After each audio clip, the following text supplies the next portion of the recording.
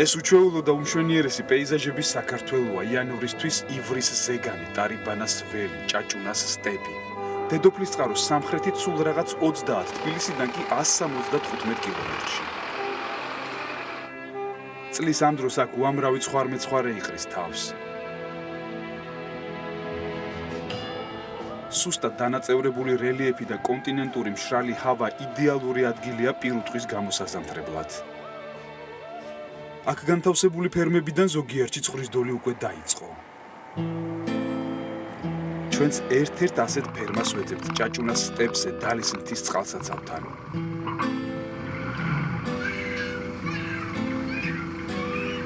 მიზებნაში ლამის დავიკარგეთ, თუმცა დღის ბოლოს ფერმასაც მივაგენით და წყალსაცავსაც.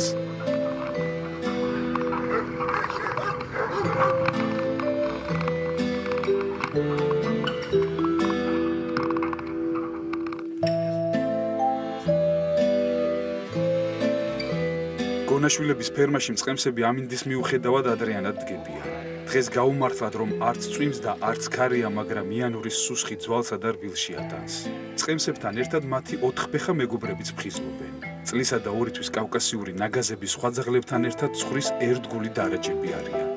თავდაპირველად მწყემსებმა ფარეხიდან მაკეცხვარი უნდა გამოუშვან, დაახლოებით 1600 სული. მწყემსების ნაწილი ცხრის ამ ფარას გახვდება.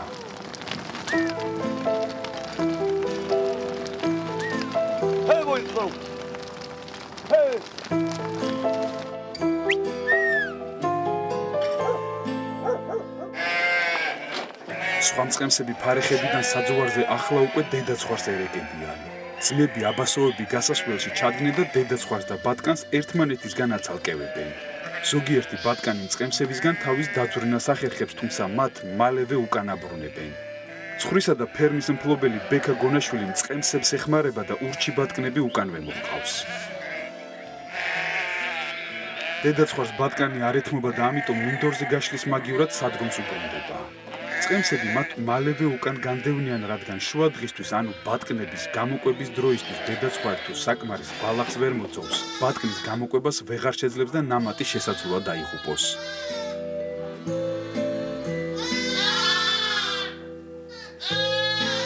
ყოველ დილით ბატკნის დედაი მოსხილდე ბატკანი დარჩა, ცხარი წავიდა მინდორში, მე პირველ ფარა მოვიდა 12 საათზე სარდლამს, მე ბატკინიანად გავუშვა. მეორეს მოვა სარდლამს, ბატკინიანად გავუშვა მინდორში. ჩვენს არიან ცოტა ცხარი, თვეში 600 ლარი. აი თავი იოლა წაიღო. შენი ცხარი ყავს ეხლა? არიან, ხო. მამა ჩემი ცხარი მანდ არიან. რამდენი ყავს შენი? 120. და 25 საქონელი. ბატკანი და ახლად დადოლებული დედაცხრები ფარეხებსა და საჩვილეებში რჩებიან. იმ დედაცხვარს, რომელიც ბატკანს ზუდუს არ აწოვებს, მწყემსები ეგრეთ წოდებულ კორაკანებში სვამენ, სადაც დედაცხვარი ბატკანს ეჩვევა.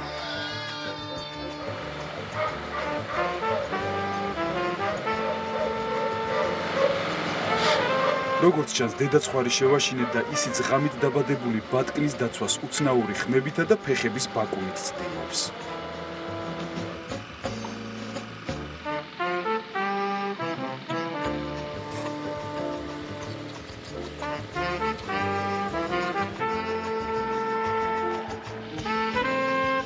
როდესაც მოსაგები და დედაცხვარი გარეკილია და ბატკნები დაბინავებული, ძმები აბასოვები 38 წლის ასიბი და 34 წლის სანანი ისვენებენ.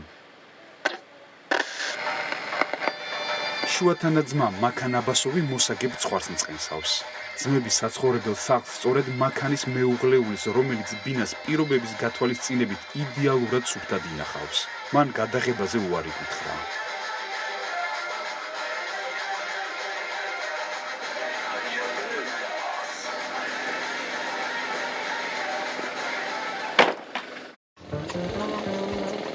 მწყემს გიგას ეფიაშვილს აბასოვებისგან განსხვავებით კატორღული სამუშაო შეხვდა. სამშენებლო და მორჩენილი ქვა უნდა გადაარჩიოს და მოგვიანებით მის აბმელზე დატვირთოს. მეოთხე წელიწადია, რაც ხვარშია, თუმცა ახალ პროფესიას უკვე მიეჩვია. ფული ხომ მიდის სახში ასთავარი. იცია რომ სამუშაოდ ვარ გამოსული და მუშაობ და ყვალო. ბავშვი და ბავშვები კი ჭირვეულებენ მამასაც ხარ რატო არ მოდიხარ მალე მოხარ მაგრამ აუქნათ ისინიც მიეჩვევიან იციან რომ ჩემი სამუშაო ასეთია გონაშვილმა იაფის ესხი აიღეს და თანხის ნაწილი ცხვრის სადგომების საფუძვლიანი რეაბილიტაცია გადაწყვიტეს. ბექა გონაშვილი ამბობს, რომ მოგების ნაწილი უკან ბიზნესში უნდა დააბრუნოს, რათა მეტ წარმატებას მიაღწიოს. არ არსებობს წელი რომ ვიღაცას ან მეხი არ დაესეს, ანუ ეს არის ისეთი საქმე, ისეთი პროფესია, რომელსაც 24 საათი ხარ გარეთ მინდორში. და ხშირად ისეთ ადგილებში არც ეხლა ტელეფონის დაჭერაზე ეხლა ვღავლაპარაკობ. თუ ადრე ტელეფონიც ხო არ იყო, მაგრამ ადამიანი შეიძლება ავად ისე გახდეს, ისე მოკვდეს და ისე ჩააგდეს ვიღაცას ხელში, რომ ელემენტარულად შეტყობინება ვერ მოახდინოს. და მეცხვარეობა საქართველოში არის ცხოვრების სტილი.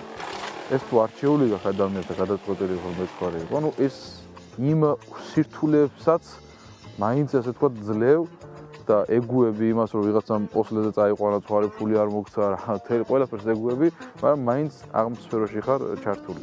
სამწუხაროდ ასე არის საქართველოში, რომ ეს ცხოვრების სტილი არის. ბიზნესაც ჯერ ვერ იქცა. ბევრისთვის ვერ იქცა თორე ზოგისთვის რა თქმა უნდა ბიზნესი არის. აი ეს აქ მოდლოთ დაიცა. 57 წლის გურამ ბენაშვილი რამდენიმე საათის წინ მოგებულ ბატკანს ჭამას ასწავლის. დღის განმავლობაში მოსაგები ცხვრის ფარას დადოლებული დედაცხრები ბატკნებთან ერთად ჩამორჩნენ და ადგილიდან იქამდე არ დაიძურებიან, ვიდრე პატარები ფეხზე მყარად არ დადგებიან. გურამ ბენაშვილმა მოსაგებად დაწოლილი ცხვარი შეამჩნია. ცხვარს მშობიარობა გაუჭირდა და ამიტომ დახმარება გადაწყვიტა. არ გაგვიმართლა ნაყოფი უდღეური აღმოჩნდა და ამიტომ მალევე დაიღუპა. ეთყობა წელიწადი არა თვითონ ესეთი. და რატომ როგორ ფიქრობთ, რისი ბრალი შეიძლება იყოს? რა ვიცი, ხან 10-რას ვაბრალებთ, გვიან ავწერთ ყვავილზე, შეიძლება მაგის ბრალი იყოს. შეიძლება რა ვიცი, ცივები წამოვიდა და იმის ბრალია, ხარი გარეთ გაცივდა. დღის 2 საათისთვის იმ ბატკნების გამოყვების დრო მოვიდა, რომლებსაც გაუმართლათ.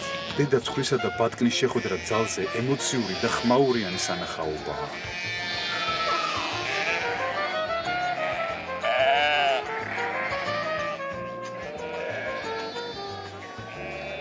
ყველა ბატკანი დედის მოძებნას ვერ ახერხებს და ამიტომ მათ მეცხვარეები უნდა დაეხმარონ. ისინი ამას გასართულას ეძახიან.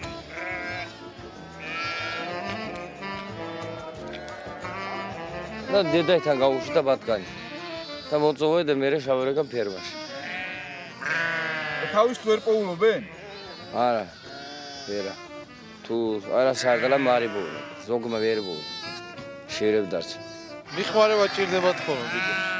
გასარდულა საკმაოდ რთული პროცესია და ამიტომ დამატებითი დახმარება ზედმეტი არასოდეს არის. ბატკანი მშიერი არ უნდა დარჩეს, თორემ ზამთრის ცივღამეს ვერ გადაიტანს. უფროსებს აბასოების ძმისშვილი პაპის მოსახელე 6 წლის მარდანიც ეხმარება.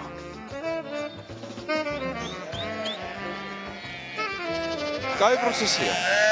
საინტერესო. იმიტომ რომ ძალიან ბევრ სიცოცხლეს უყურებ ერთდროულად რა. ერთს კი არა და ორს. ბევრი სიცოცხლე არის. დედაც სალკია და შვილებს. ერთი 800 წელს სიცოცხლეს უყურებთ ახლა მე და შენ ერთად.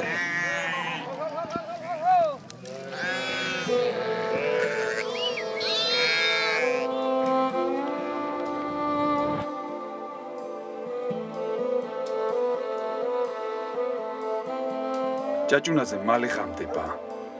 საღამოს 10 საათისთვის მწყემსები კოცონთან იკრიბებიან და მორიგეობის გასანაწილებლად წილს ყრიან. პირველი მორიგეობა თამაზ სირანაშვილს და მის მეწყვილეს ერგო. ხوار შეცვალე. აბა კარგად. კარგად. კიდე იგი.